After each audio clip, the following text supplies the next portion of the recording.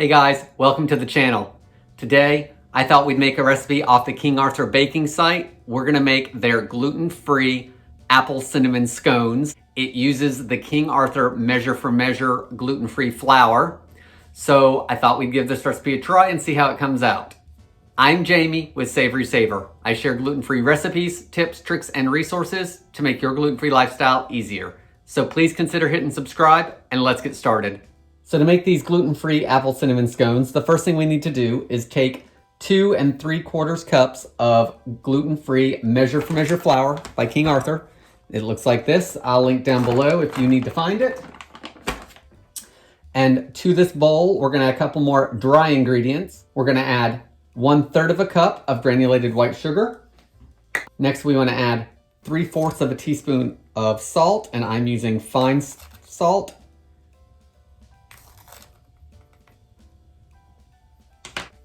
We want to add a tablespoon of baking powder and make sure your baking powder is gluten-free.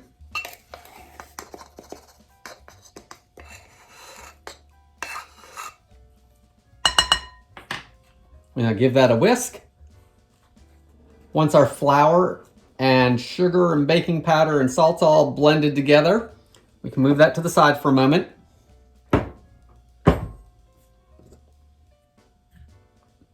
There's going to be a couple mix-ins to these scones. This is 3/4 cup of Butterscotch chips, and you want to make sure they're gluten-free. This brand came from Aldi's.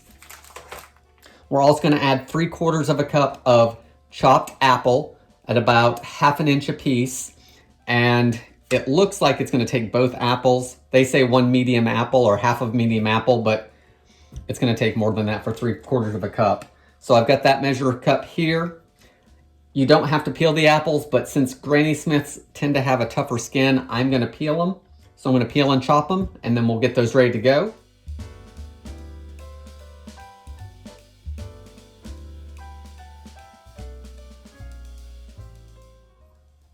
That one apple ended up being enough, so now I've already got one peeled, so I guess I'm having a snack. So we've got our apple and our butterscotch chips ready to go. We're gonna move those to the side. We're gonna get our flour mixture back out. I've got 1 stick or 8 tablespoons of unsalted butter that is cold, and we're gonna work it into the flour mixture. Just to make it easier, I'm gonna cut it into smaller pieces, about tablespoon each. I'm gonna use my pastry blender, but you could use 2 forks if that's easier for you, or if you don't have a pastry blender and you just want to work it in until it's crumbly, and there can be some larger chunks of butter that if they're not incorporated according to the directions.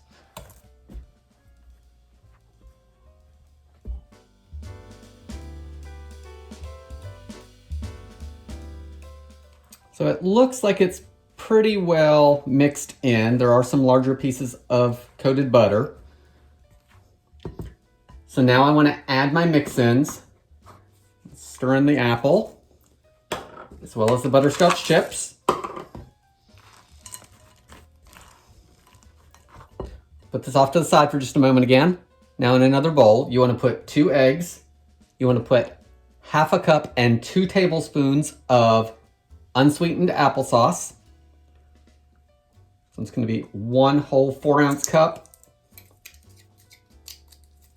and a couple tablespoons out of the other one.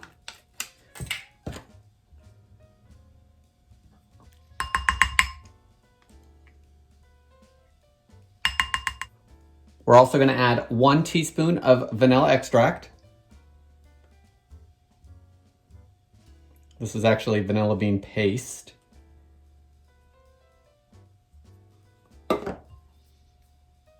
Now let's whisk this all together. Once that's all whisked together, let's put it back here. Get our dry ingredients back over here. I don't think I've mentioned this yet, but I do have 1 baking sheet lined with parchment paper, and I've got that off to the side, and it does say to sprinkle a little bit of flour over the parchment paper, so I'm going to do that just before I put the scones onto it.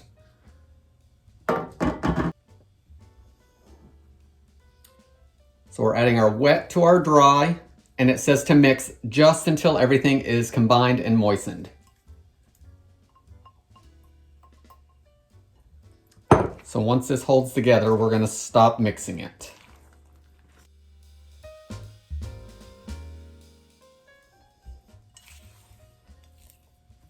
Okay, that looks pretty good. So let's put that off to the side. Get our baking sheet.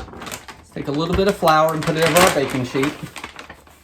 You want to sprinkle high so you get better coverage. Now we want to scrape our dough onto here.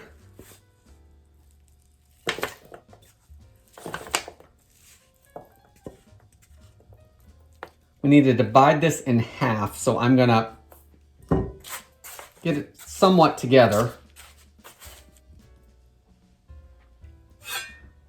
And then let's try to break it in half.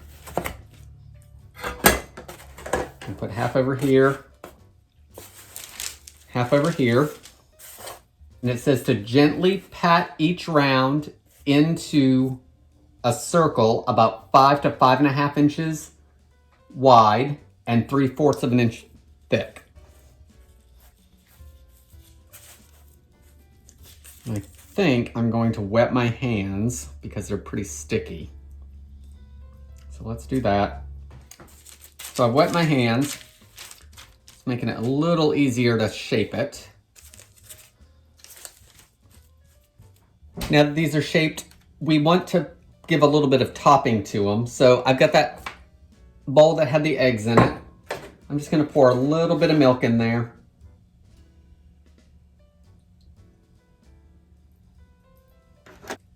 So let's leave that for just a minute. For our topping, we're going to use 3 tablespoons of coarse sugar, and it suggests using the coarse sparkling sugar. I didn't have that, so I'm going to use Turbinado sugar or sugar in the raw. We're going to mix that with half a teaspoon of cinnamon. Let's brush our milk over the top of each of these.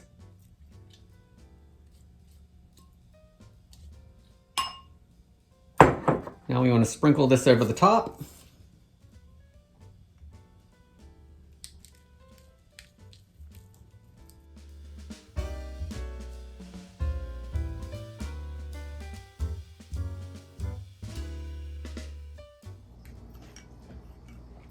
Didn't use all of it. I think we've got enough on there. Now it says to use a knife or a bench scrape that has been run under cold water, and we want to cut it into wedges. You want 6 wedges out of each.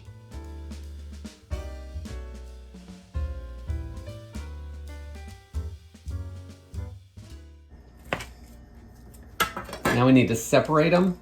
You want about 1/2 inch in between each wedge.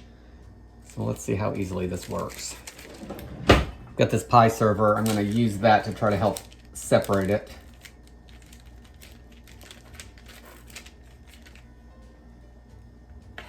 So I've got the scones separated into wedges, and as you can see, I'm not the best at getting everything even. So leave me in the comments below if you're like me and it looks kind of messy, or if you're always getting the perfect dimensions out of the things that you bake. We have one more step before we can bake these, and that is put them in the freezer for 30 minutes. And King Arthur says that this works best for this because it helps them rise more. So I'm going to put these in the freezer for 30 minutes, and in about 10 minutes, I'm going to turn my oven on to 425 degrees Fahrenheit. That'll give the oven 20 minutes to heat up, so then when these come out of the freezer, they can go right into the oven. So I'm going to freeze these. We'll take a quick look at them and put them in the oven. So our scones have been in the freezer uncovered for 30 minutes. Now we want to bake them for 18 to 22 minutes. They should be lightly browned. They also will look baked all the way through when you check the edges. That's one thing the instruction says, so make sure they look baked through before you take them out of the oven. Once they come out of the oven, I'm going to let them cool for 3 or 4 minutes on the baking sheet on a rack, and then we'll give them a taste. It does say these are served best warm. Let's get them baked off and give them a try. So here they are out of the oven, and they baked for 20 minutes. They look like they're done, especially this side. I am gonna check these because as they continue to bake, they actually spread some and back into each other. So I'm gonna double check those and make sure they're baked. As long as everything is good, we're gonna let them cool for just a couple minutes and then we'll give them a taste.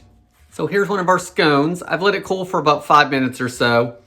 I did put them in for just a couple more minutes after I split them back up. Just enough time to dry out those edges again. Did any of you guys catch the mistake earlier in the video? I made a correction on the screen that came up, but I didn't add 1 teaspoon of cinnamon to the actual dry ingredients. Now, while that should not affect the baking any, it is gonna affect the taste a little bit. So let's see how these are without the cinnamon that I didn't add.